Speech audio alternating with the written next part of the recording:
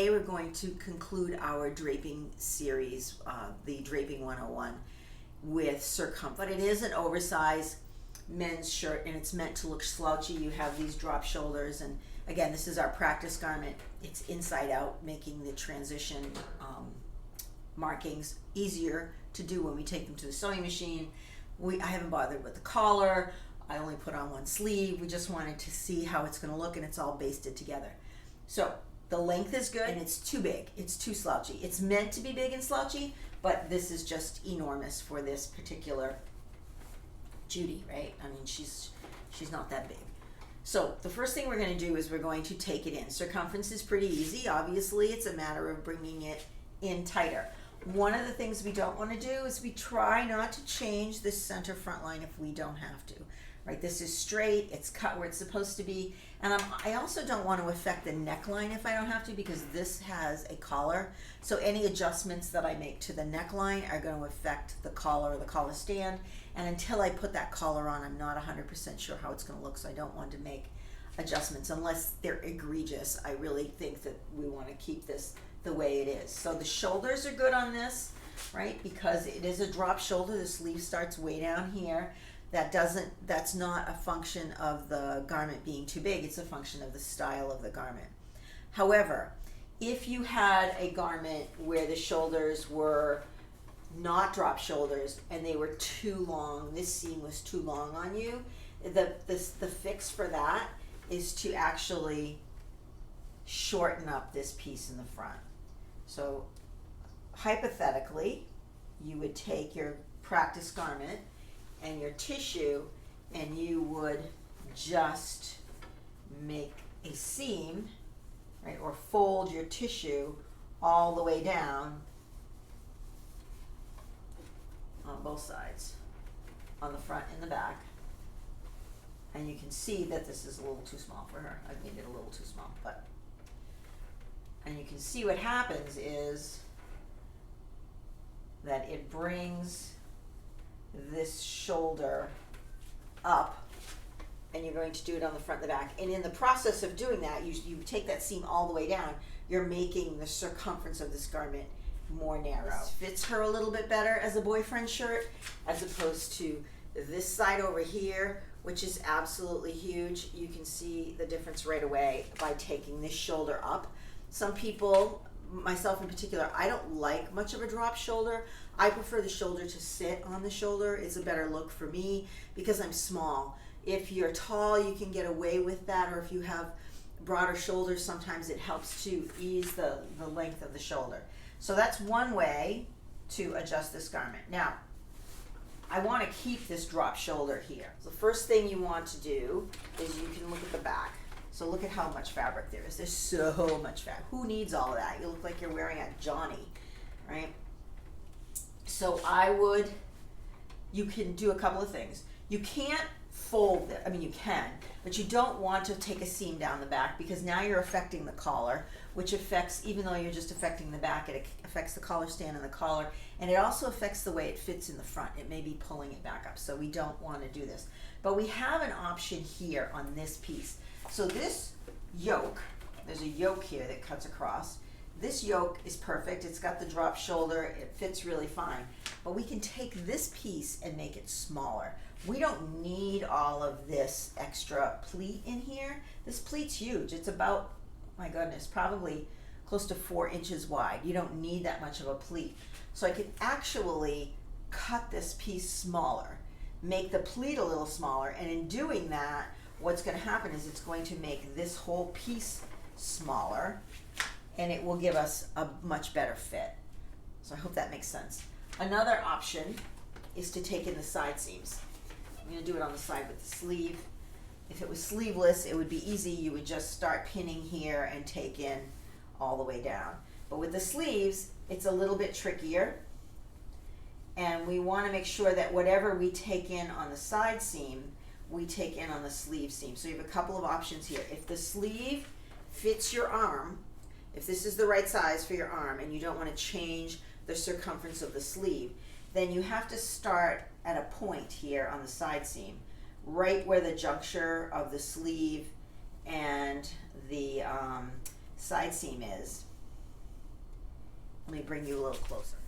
So you want to start pinning right here at the very edge of the seam and then get gradually wider as you go down.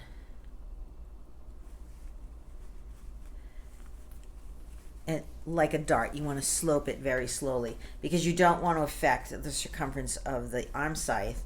You want to just take in the side seams. So you start right at this point and you gradually get bigger and take it in all the way down to the bottom.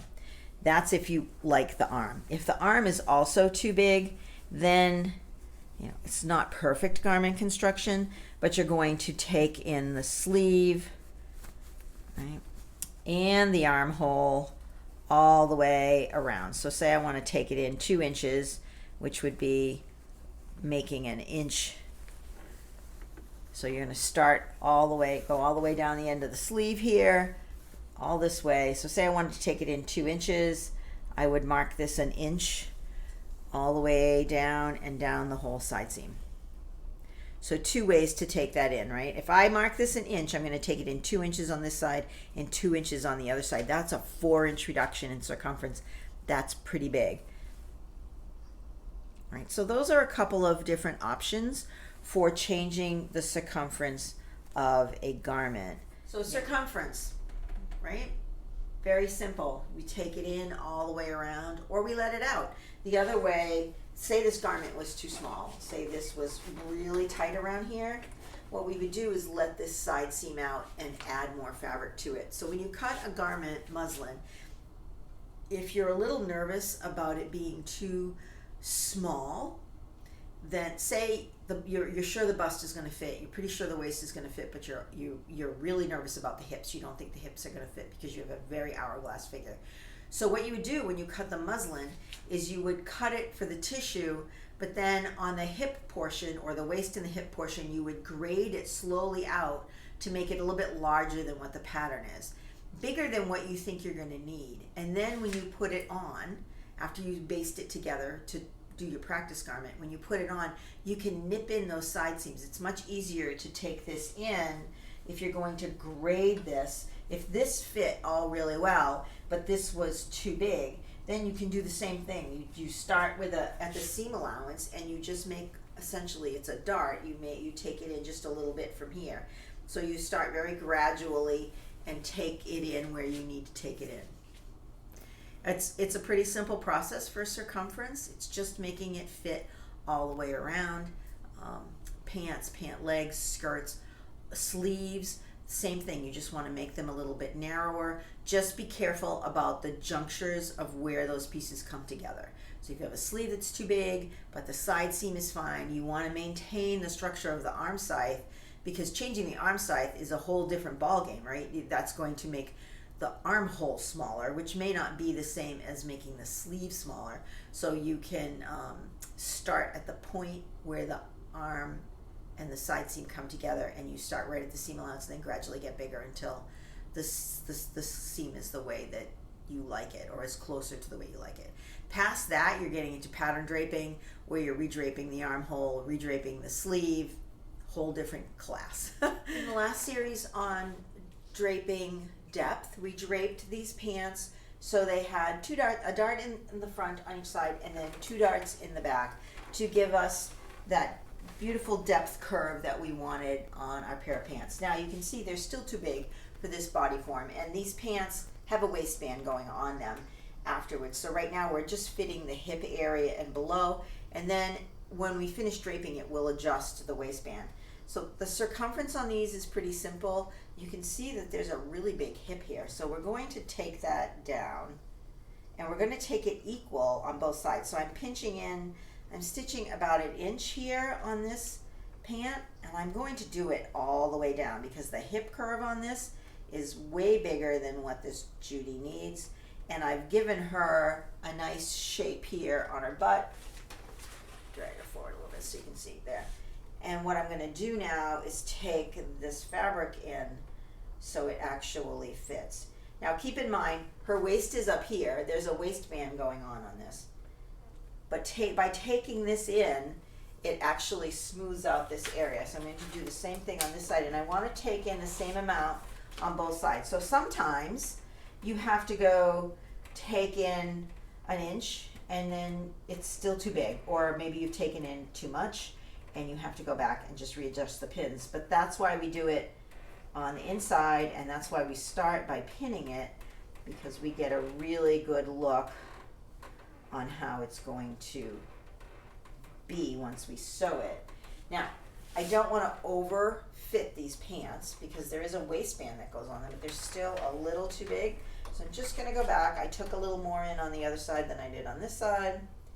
And then what happens when now I have to go back and redraft my waistband, obviously, because the waistband isn't going to fit on here. I'm going to use my new pattern dimensions, circumference, to make my waistband. But you can see the difference between draping this, and she has a really nice bump shape, right? And it's going to have a waistband on it, don't forget. There we go. And it fits really well. It's not too tight. You don't want it super overfitted, but you do want it to fit. Now the waistband would be a different story because your pants need to stay up. You want the waistband to be fitted pretty well. But this lower part, and you can adjust that. You have to be able to sit in them. So I would baste this all in and then add the waistband, and then make sure you can sit in them, that you haven't destroyed the ease, so there's enough room to sit in them, and that's easy enough. When you're basting it, you can let it out a little bit. But you just want to check on that. That's something that is certainly really important. But these are really lovely fitting pants that started out way too big. So we rescued them from the bin, and you can see how much nicer they fit. If I take away these little seams that I've done here, they fit really, really well. That's circumference draping for anything below the waistline. So same thing up here. If this is a jumpsuit or a dress or something, and you just wanted to carry this up here, but it fit here, you just carry it up and taper it off into nothing. Again, that has to do with the shape of your body and the way the pattern is designed.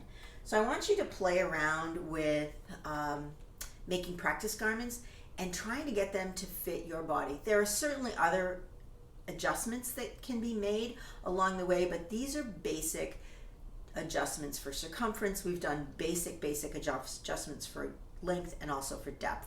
And as we explore further, we will get into more tailoring adjustments that you can do to make your garments fit like absolutely perfectly. But for now, these will take your pattern garments to a whole nother level of fit.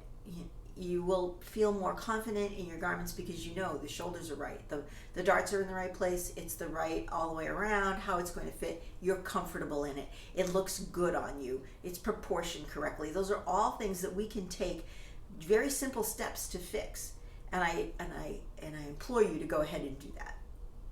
So until next time, thank you for watching my draping series, and please subscribe to my channel. Check out my website, and we will talk to you soon. Happy sewing. Bye.